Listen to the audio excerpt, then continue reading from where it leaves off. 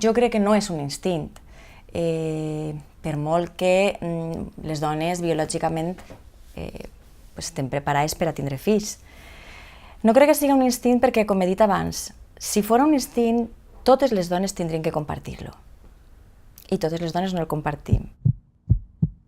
Jo crec que una dona que tria de forma voluntària no tindre fills, jo crec que no a soles no és egoista, sinó que és sumament responsable. El que ens sembla egoista és la postura d'una dona que es veu forçada per la pressió social o perquè pensa que el seu estatus en la societat serà millor o serà més respectada si té fills, fins i tot pensant que la seva gana o la seva voluntat de tindre fills no és verdaderament autèntica o a lo millor sense estar segura de si podrà cuidar-los i atendre-los de la millor manera possible. Això sí que crec que és irresponsable i podríem dir que egoista, però no en absolut la persona que voluntàriament tria no tindre fills. Em preguntaves després per l'adopció. Clar, és que aquesta és la que jo considere l'opció verdaderament altruista. Al cap i al fi, la maternitat, com també comento en el meu treball, no és únicament la maternitat biològica, pot ser també la maternitat per adopció.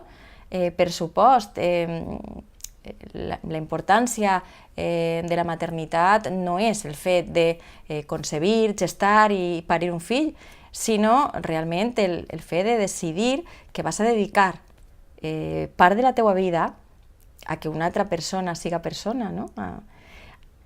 I per tant jo crec que el fet d'adoptar a un xiquet o a una xiqueta és el millor o el més alt acte d'altruisme que podem considerar en relació amb la maternitat.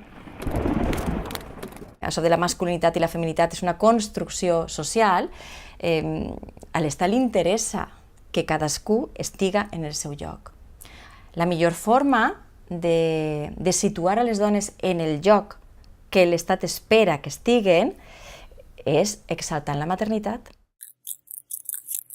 La dona ha sigut criada pensant en que la maternitat forma part de la seva personalitat. L'home no necessita de la paternitat per a formar la seva identitat. Existeix verdaderament una pressió important per a que les dones tinguen fills, i a més que es crien, si pot ser, seguint un patró tradicional, perquè és l'Estat el més interessat en que això es produïsca d'aquesta manera.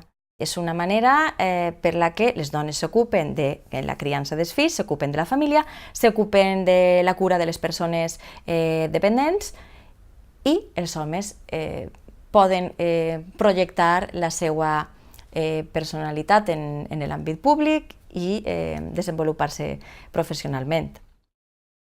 La legislació no està pensant en donar a les dones, millor dit, en fer possible el desenvolupament, el lliure desenvolupament de la seva personalitat.